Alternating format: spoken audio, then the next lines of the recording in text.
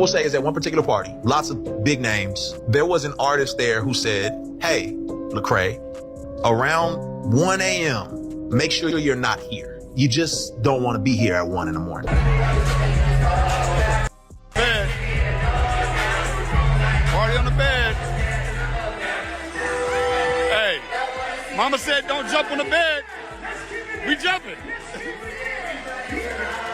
Myth, or if this is true, but I'm told that when you go to a hotel, anytime you go to a hotel, you don't just check in the way everybody else does. You send someone ahead to prepare the hotel room for you. It's called preparing the sexy. Preparing the sexy? Yes. What's preparing the sexy? I mean, when I walk in, I definitely take pride in being the originator of the preparation of the. Y'all, just when we thought we heard all we needed to know about Diddy's freak golf parties, reports are coming out that federal agents are reaching out to witnesses to share what exactly happened at those freak-offs. And let me tell you, the details coming to light are way darker and more disturbing than anything we've heard so far. Like, we all know Diddy threw some wild parties, but this child, it's a whole different level. So here's what's going down. Insiders are spilling that the feds are building a case around these notorious freak-offs. And now witnesses are stepping forward. And what they're saying about what really went down at these events is sickening even for Hollywood. There are whispers of out of control behavior, some borderlines, satanic ritual mess, and full-blown exord wrong. And then there's this one man on X who shared a video spilling the tea on how Diddy would use tapes of these freak-off sessions to blackmail some high-profile executives. But get this man's whole account was removed from X before people could catch on to what he was trying to say in his video. So clearly Diddy is just the tip of the iceberg here. And it looks like there are a whole bunch of powerful individuals who were involved in those freak-off sessions, and now that has been placed on sidewatch, folks are speculating that these higher-ups that he was blackmailing will try to Epstein him, y'all. This whole situation is absolutely terrifying. So stay with me because I'm about to give you the full scoop on what happened at Diddy's freak-offs. And on my way upstairs, there's like this couch, and on the couch, I saw a couple of guys really going at it, hard and heavy. Man, and I was like, oh. As I started moving upstairs, I passed them up and I noticed that it wasn't just those two guys, it was more and more people just going at it. Okay, y'all, let's talk about this for real because a lot of people have been out here making jokes, memes, and sketches about Diddy's freak-offs and those bottles of baby oil. But trust me, there is nothing funny about this situation. What we're really seeing here is a dark glimpse into just how twisted and dangerous the industry can be. These powerful people, the ones running the show behind the scenes, will stop at nothing to satisfy their sick, twisted desires, and Diddy might just be one of many pawns in this game. Now here's where it gets even more wild. While Diddy's name is all over the headlines right now, it's looking like there are much bigger fish out there who are sweating hard over what he could expose. These high-profile figures are shaking in their boots because if Diddy talks, the fallout could be massive. And guess what? It's just been confirmed that Diddy's now on sidewatch at the Brooklyn jail, where he's awaiting trial for his alleged role in an EXT ring. According to the New York Post, Diddy's mental state is unclear, but they're putting him on watch as a preventative measure. Now, you know, people are already out here comparing this whole situation to Jeffrey Epstein's case. Remember how Epstein was supposedly found dead in his jail cell after taking his own life? Yeah, nobody really bought that story. Epstein had dirt on everybody from celebrities to politicians, and we all know he was running some dark behind-death scenes blackmail operation. He'd lure these high-profile people to his sick parties, get them involved with individuals underage, and allegedly tape the whole thing, using the footage to blackmail them for who knows what. And before you ask what the motive was, well, you already know I can't get into the full details here because YouTube will snatch this video down real quick. But if you do some digging into Epstein's background, his connections, and the role his accomplice, Ghislaine Maxwell, and her father played, you'll start to piece together which foreign country's intelligence agency Epstein allegedly worked for. Now, let's get back to Diddy because the whispers in the industry are wild. Word on the street is that Diddy was pulling the same kind of moves as Epstein. Allegedly, his freak-offs weren't just about wild parties. They might have been part of a deeper, more disturbing blackmail operation. There's speculation that he was also luring big names to these parties, getting them involved in shady situations and possibly using that as leverage. And now with all these new details coming to light, the industry is in full-on panic mode. The H high-ups are terrified that if Diddy spills what he knows, it could expose a whole web of powerful individuals doing things they really don't want the public to know about, and the fact that Diddy is on sidewatch is sending red flags everywhere, and people are already saying that those higher-ups he was blackmailing for years might pull an Epstein on him. Now, how do we know that Diddy was really running a blackmail operation?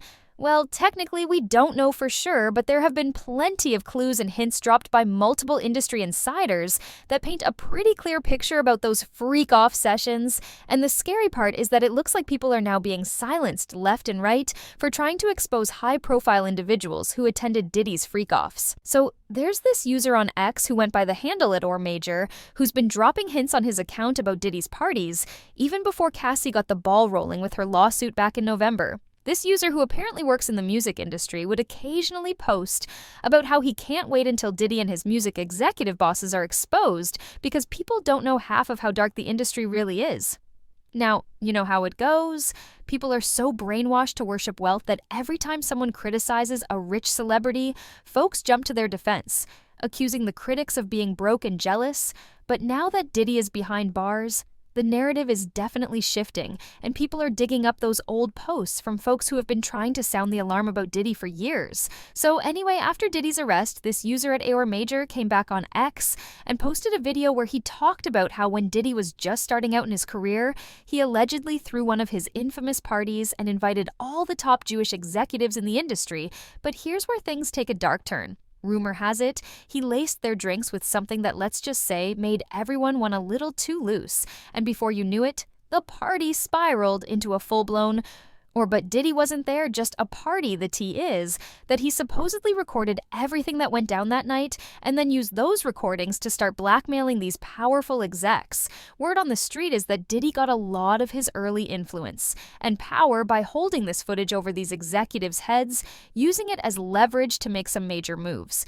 So anyway, that user on X who posted the video about how Diddy started blackmailing these executives, well, he had his whole account removed by X, and the video has now disappeared from the internet. I really did my best to try to find it, y'all, but they really buried that video. They removed it so quickly that no one was able to do a screen recording, but if it pops up somewhere, I'll make sure to update y'all on that. But even without the video, there have been rumors about Diddy's blackmail parties floating around online for a minute. Now there's this independent journalist, Ian Carroll, who shared several videos a few months back about Diddy's rumored blackmail ring, and he alleged that this has been going on in Hollywood for decades. And y'all, this rabbit hole is deep. In order to understand this lawsuit against P. Diddy, you need to understand the history of blackmail. A lot of people in the comments are misunderstanding why rap music is so anti-gay.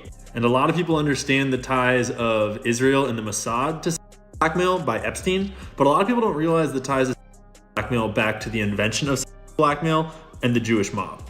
So if you don't know what's going on, Diddy, one of the most influential people in the rap industry over the last 30 years, just got served this court case that alleged all kinds of crimes, including especially having all of his homes wired with cameras and hosting parties with underage girls, rappers, label executives, celebrities, politicians, and collecting sex blackmail on tons of important people. Like, we're talking Jeffrey Epstein level of operation, but in the music and entertainment industries. The FBI was founded by J. Edgar Hoover. He actually was the head of the Bureau of Investigation, the BOI, before the FBI was even invented back in the 20s. And he served there for 11 years. Then they invented the FBI, and he served as the head of the FBI for 37 years, totaling 48 years leading what was more or less the FBI. So we're talking like all the way from like the Great Depression through World War II into like the 60s. Like through the 60s music revolution into the 70s. All of that time period, the FBI was led by the same person, and he was one of the most corrupt government officials in all of US history. And understanding the state of organized crime and of law enforcement in America is impossible if you don't know about J. Edgar Hoover. And understanding the nature is impossible if you don't know about Meyer Lansky, who was a boss in the Jewish mob back in the 30s, 20s, like the Prohibition days and so on. Meyer Lansky, this Jewish mob boss, basically invented the concept of blackmail. And he did it blackmailing J. Edgar Hoover, the guy who was explicitly supposed to be taking guys like Meyer Lansky down. The Wikipedia articles are sanitized, but basically Meyer Lansky had a photo of J. Edgar Hoover using his mouth on his main assistant, Clyde Tolson. Realistically, it was his boyfriend. They were a couple. But then, once Hoover was blackmailed, he was like, how much worse could it get? And so he started hosting blackmail parties in collusion with these mobsters and inviting all sorts of important people to these blackmail parties to collect his own blackmail. This all happened in what was called the Blue Suite at the Plaza Hotel. And it was basically a bunch of male cross-dressing all caught on camera for like a decade or more. And because Hoover was already blackmailed by the most powerful gangsters in the world, like he just went and hosted them, and everybody got blackmail on everybody. But the critical piece to understanding the gay aspect of rap music today and the whole situation back with Hoover is that at the time, remember, Cold War, McCarthyism, like we got to get rid of all the communists. There was what was called the Lavender Scare, which is basically just saying that they were all really worried that gay people would get blackmailed by the Soviet Union. And so it wasn't good to be gay, because if you were gay, you could get blackmailed because you wouldn't want anyone to know you were gay. And so don't be gay. And so you should be ashamed of being gay. And so then they'll blackmail. It's like, see, it's like a big circle of how the one creates the other, creates the other, creates the other. Yeah, now think about rap music. All the rappers are super hard and like gay people suck, and then like a bunch of them are gay and they're getting blackmailed about it, and so they rap more about how they're hard and gay people suck, and it creates this little circle. Yeah. The blackmail industry learned early on back in the Cold War that it is much easier to do blackmail in a culture of anti-gayness, because gayness is not wildly uncommon. Lots of people are gay. But the more you can stigmatize it and make it a taboo, the more they have to hide it. And the more easy it is to exploit it when you offer this taboo thing to the people that want it. And then the stronger your power over them is when you have them on film doing it. You feel? So, back to our boy Diddy, who founded his record label when he was only 24 years old. Became one of the most successful record labels of the time. He was able to do that because he was financed and supported by his mentor. And he found this guy, Diddy, on the up and up in one of his companies, who we now know from this lawsuit and the other lawsuit filed by his ex-girlfriend, Cassie, which is horrific, disgusting, not a good read. We know that Diddy has some real effed up proclivities, as well as just generally probably being at least gay or bi, one of the two. Finds this guy with questionable morals, questionable habits, and ready to go crazy whatever. Like, he's willing to shoot people. He's willing to launder money. He's willing to do crazy. He's willing to do basically anything. This is just me speculating on his motivations, but mentored Diddy and brought him up and elevated him to a record executive by helping him found his label, Bad Boy Records. He did that. And then Diddy, along with a lot of help from a lot of other people all around him, proceeded to do 30 years worth of blackmail operations within the rap industry and promoted artists that seem to have been ensnared in it, like Usher, for example, like Meek Mills. Hell, even Justin Bieber is like directly in this storyline. And so what you wind up with is a rap industry, a music industry that is full of people that are creating the types of music that the people above them, that the people that hire them, that the people that manage them want them to make. They're all terrified of stepping on the wrong toes or getting out of line or doing what they're not supposed to for one blackmail reason or the other. And we wind up with an entire industry full of musicians that are glorifying gangs and violence and sex and drugs. I mean, think about it. There's no better way to undermine an entire population, an entire race, an entire culture, than to target their kids with subversive messages that they're going to think is cool, and the parents can't say shit about it because then the kids will just think it's cooler. Yeah, I told y'all that Diddy and that baby oil are just the tip of the iceberg. It seems that underneath all this drama with Diddy is a whole web of powerful people involved in some really dark dealings. And let's be real, we've probably only scratched the surface of what actually goes down at those free-all parties. If the rumors are even halfway true, the things we've heard are nothing compared to the really that's yet to come out. So let me know how you feel about all these new stories that are coming out about Diddy's freak-offs. Is Diddy really Epstein? And do you think he'll live to tell the tale and expose those higher-ups he was allegedly blackmailing? Drop your comments below and stick around for this next video.